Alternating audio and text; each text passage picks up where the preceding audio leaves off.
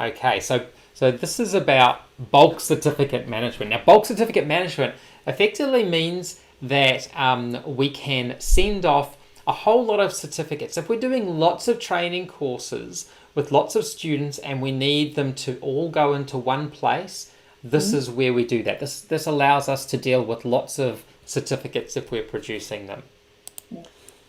So when you guys are all up and running and doing lots of training, you can imagine you're going to need to deal with bulk certificate management. We haven't done any certificates on to the system. We've been doing all manually. Sorry, I didn't get that question. Do you mind typing it into the chat and I'll see if I can answer it?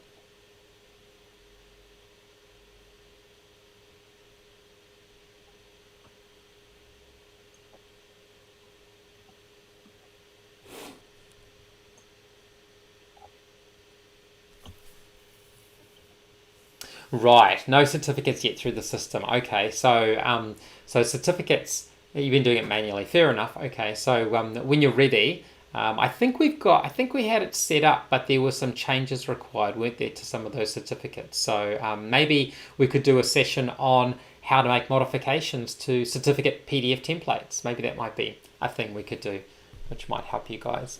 Otherwise, we should talk about seeing how we can get you up and running using those certificates in the system. Okay, so if you've got the sort of challenges you have with large number of certificates, we're going to talk about that. We're going to talk about how the certificate saver works. So this is a certificate saver which basically puts these certificates into a place online that's easily accessible and can be password protected for customers that maybe send lots of students to you. Or maybe you've got trainers who bring business to you. And if trainers are bringing business to you, they've got their own clients that they want to manage and they want to see all the certificates for the student to make sure those students have maybe paid before they issue them to those students. We're going to talk about what is required to make the certificate saver work and then provide you with some step-by-step instructions on how to get that going. I'll tell you what you can tell your trainers. So the default arrangement is that we're setting it up on a per trainer arrangement, but there are other sort of configurations as well. So I'm going to give you some tips and also how to customize this work for you. So what are the challenges faced? Well, if you're delivering a large number of courses with many students that have one contact, so like I say, groups of students from a particular workplace, and first aid training is particularly subject to this, where they're delivering maybe to a whole lot of teachers at one school, for instance, and there's one contact for that particular school. If you're working with subcontractors or co-providers, and these can be trainers who go out, like I say, and gather the business and then need to be able to get access to all of those certificates in one swoop. So it allows you to basically send off all the certificates attached to one email rather than sending each email off to that main contact. And otherwise they get a list of all of the students' emails, which is, a bit of a pain. This is particularly relevant if you're doing in-house training with a key contact, which I've mentioned, or if you need to maybe automate the manual download of certificates. So if you've got a whole lot of certificates and you want to really be able to manage that download, because you're doing it manually at the moment, because you can manually download the certificates from Course Sales, or you want to attach all the certificates to one email, for instance, on a per client basis.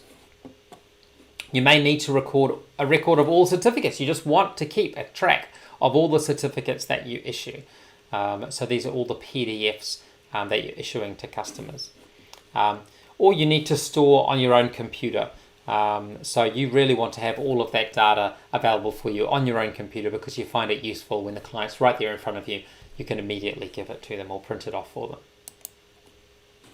So how does the certificate saver work? Well, what it does is you send the certificate saver, it's a certificate saver service. You send it an email with a certificate attached and it'll create the folder of the trainer and the course and save all those certificates in that folder for you to share with the trainer or customer. So it's a pretty handy way of being able to give access, easy access to trainers or to customers of all the certificates that are relevant for the people who were delivered on the course. Now, this is what it looks like. So when you go into the Google Drive that we're saving the certificates to, you can see here at the top level we've got the names of the trainers. So each of these are the trainers, and within those are the certificates and the directories of their students. So this is the top level in the Drive. So this is what you have access to. The trainers just get access to their folder. Okay, so give trainers access to their folder, but you have access to everything. So within the trainer folder, we have the course date folder. So these are folders that include the date of the course and include the venue name. So we automatically create these folders for each of the courses that are delivered. And this is what the trainers see. When the trainer logs in, that's what they see. But they can also synchronize this to their own computers, which is pretty handy. They can also have access to it if they're using Gmail directly from their web browser. So within the course date, so if we dive now into one of those course dates, if we're a trainer, we can see a list of all the statements of attainment for all of the students that attended that training. And that's pretty handy because what that allows us to do is we can select all of them and download them in bulk, or what we can do is we can send them off to individual students if we want to do that manually. So as these certificates are sent to the student, they're also then saved here by the certificate saver. Okay, so only the certificates that have actually been sent to a student are going to be saved here. And that means we can make sure we've got control over things like the USI validation having been completed or any payments that were required to have been made. How does that sound, Namgay? Any questions there?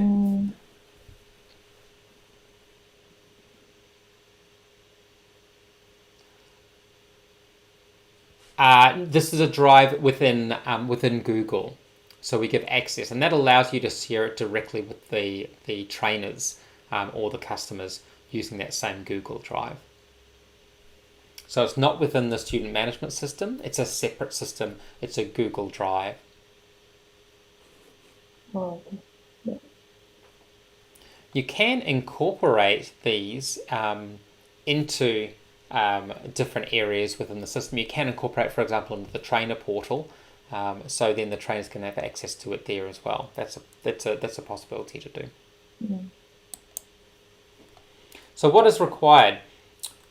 In other words, what do we need to do to get this working? Well, most things you've already got. So the PDF of the certificate probably already exists. You're already sending that off in most cases. But you will need a new role, a certificate saver role, and a login with that role. You do need to create an email to send the PDF, to send the certificate off to the certificate saver. And that's because we have a particular type of subject line. The subject line defines how we're going to structure the new folders that are generated within the Google Drive. We need a rule to send the email, and we need a step to send the email. You've probably already got one of these as well. And then we need the login link to masters. And then you just have to request from us the certificate saver service to be set up. And then that will start moving those items off to the Google Drive. So this is the step-by-step instructions to doing this. So if you want to go away and do this yourselves, it's also kind of handy because it's some pretty basic things within course sales that you might find useful otherwise. So you can see here we're editing an option and we're adding a role. So a certificate saver role has been created. That's the name of it, and we just click save. That's all we have to do. Give it a name and click save. And you can get to the... Sorry, what's that, Nango? So that's in the publish. Yeah, that's under publish options, and then you go to roles. Yep, that's right. Okay, so we need to add a login. So I've added the role, and now we're adding the login. And you can go to logins by going to setup and then logins. And you link the role to the login. So give it a name, and then an email address. So this email address is the email address that we're going to be sending the certificates to, so we can put them into those folders. And then make sure that the login has a certificate saver role associated with it. Okay, so this is associated to the login that we've created here. And then finally, all you have to do is you have to link that that role, or rather that login, to the course master. Okay, so once you've created that, you link them to the course master. So the next step is to create the email that's going to be sent to the certificate saver email address. So we create an email, you go into publish and then content to create an email. And you always use the add based on button beside any existing emails. That's the easiest way to get an email created. And we've got to link the PDF. You can see here we've chosen content type, we've got a name certificate saver, we've got a subject line, and I'm going to talk about this a little bit later, but this subject line determines how we're going to create the folders for the student. And then we've got the PDF that's attached to it. You don't need a body, you just need a subject line and for the email, or for the PDF to be attached to the email.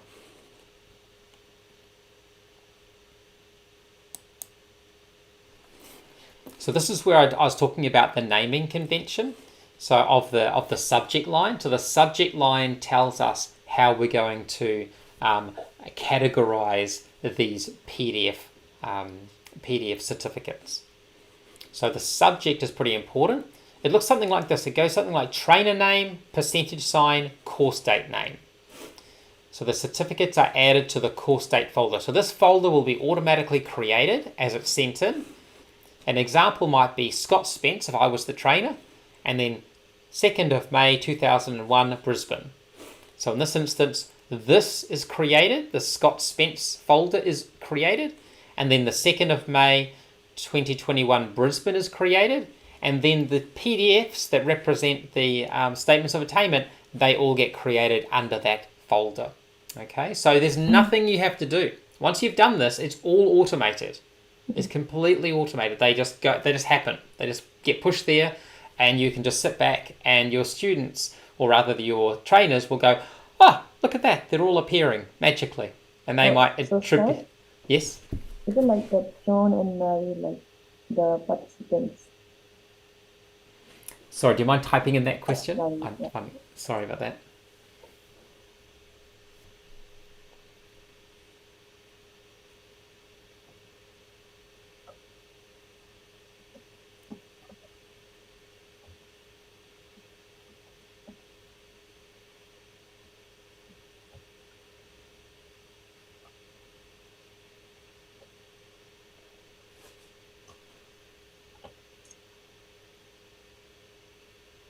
That's right, yes. In this case, John Wick, that's a student that was on the course, and that is the certificate that was sent to him. And it was also, while it was sent to him, it was also sent to the Certificate Saver app. And also Mary Jo. So this might be an email that was sent out to Mary Jo, and at the same time an email was sent to the Certificate Saver, and we saved it locally. Or rather saved it on the Google Drive. But yep, those are the students.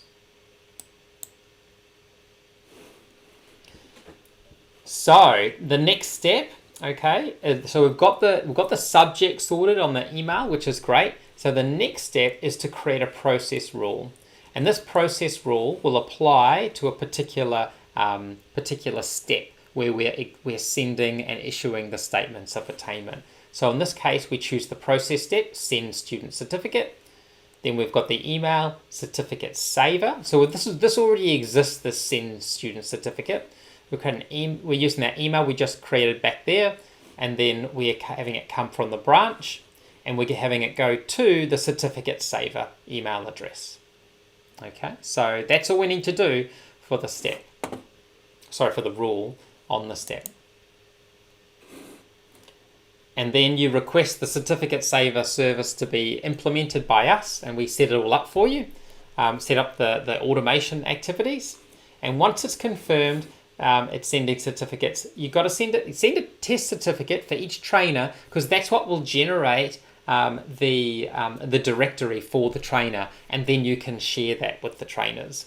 And then you've just got to notify the trainers. You can share the trainers folder where the certificates are being saved, and so they have access directly to that folder.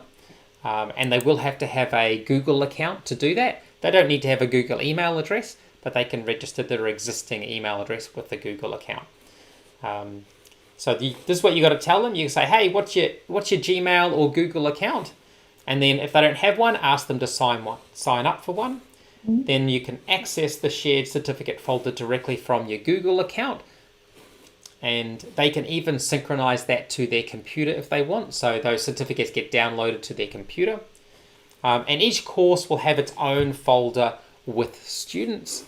And the certificates are usually added within a couple of hours after being sent. Okay, so they arrive in, and then the certificate saver looks at them every hour or so to ensure that they're saved to the right place. Yeah. So some tips about this is certificates has to be saved before the folder can be shared. So then no folders exist. At the beginning, no folders exist. They are not created until a certificate is sent to the certificate saver. So that's why sending a test certificate is a really good idea. Now just be aware, if the wrong trainer's on the course, the certificate's going to be added to the wrong folder, because we only know where to send the certificates based on the information that's within course sales. So if outcomes weren't issued, the resulting blank statement of attainment can be reissued. So sometimes people send off certificates and they haven't actually applied an outcome for the student for that course, and they end up not having any units of competency included there. So make sure you update the outcomes before you go and issue the students their certificate, their statement of attainment. To reissue a certificate or a statement of attainment, just reapply the same step to send the email. Okay, so if it's the same course with the same student, it's just going to be overwritten. So if you happen to get it wrong once, just reissue it and it'll be replaced. So you'll always have the latest one there. And then finally, you can set up rules for multiple steps. So often we find trainers or RTOs, training organizations, sometimes want to send certificates to the trainer, and sometimes they want to send it to the student. And even sometimes they want to send it to the company contact, not the student, or to both. There's a big variety of different combinations there. And so what you can do is, you can see here, you can actually set up the certificate saver rule in lots of different steps. And it's okay to do that. Even if you apply those steps separately, so you're sending it twice, it just means it's going to overwrite on the next send. It doesn't mean you're going to get double ups or anything like that, which is pretty handy. And you can customize the service. So you can, at the moment I've set it up and I've described to you how we're managing on a per trainer basis. But actually, you could manage it on lots of different ways. You could manage it on a per agent or customer basis. So you've got multiple customers, you could do it. And that means you could do it with other documents as well. So offer letters, invoices. It's possible to group by branch even. So if you had multiple branches around the country, you could save them in different places. You could group them by course category, or you could even group them by students. So if you've got students that come through getting lots of different statements of attainment, that's another way of doing it. And finally, share folder links with trainers via coursesales.com. So you can actually include the share link into course sales, and that can be sent to the trainer via email so they know where to go to pick up those certificates. Or even to the customer, you can say, we've got a shared area for you to download your certificates if you wish to, and give them a link. And you can even use your own Google Drive. So while we can create and set up a Google account for you, you might already have an existing Google account. And so on that way, we can actually set that up for you, and you can save to your local Google Drive. Okay, Namgay, here's some questions for you. Again, remember you've won. You've won all of them so far. So you're looking pretty good. You won the last session. So this is the next session. So what would correctly create a directory structure like this?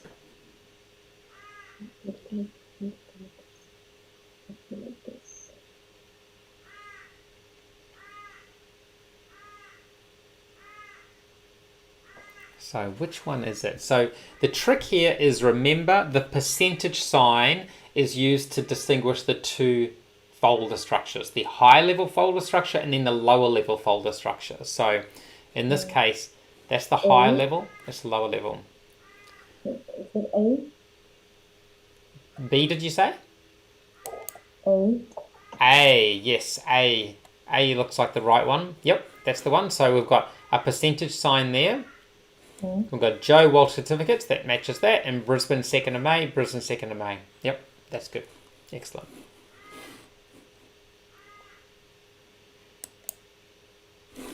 Now, once the rules, emails, etc. are set up and configured, what is required to keep certificates being processed by the certificate saver?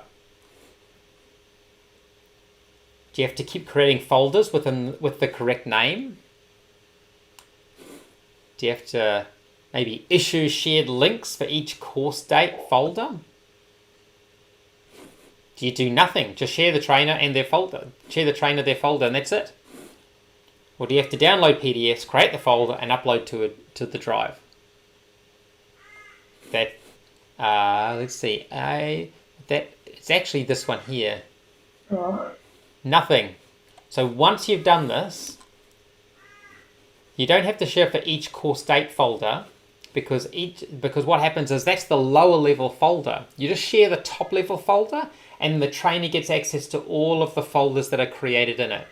So you only have to share the top level folder and then automatically all of the course date folders are created. So the answer is nothing. Just share the trainer their folder and then they'll get everything.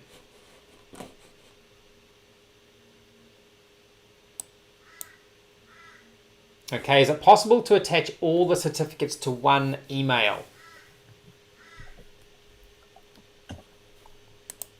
Yes.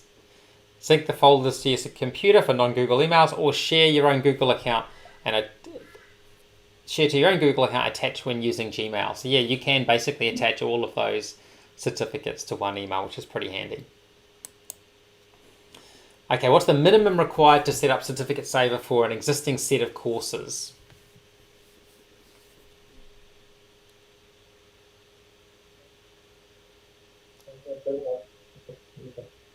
So it's a bit of a tricky one, this one.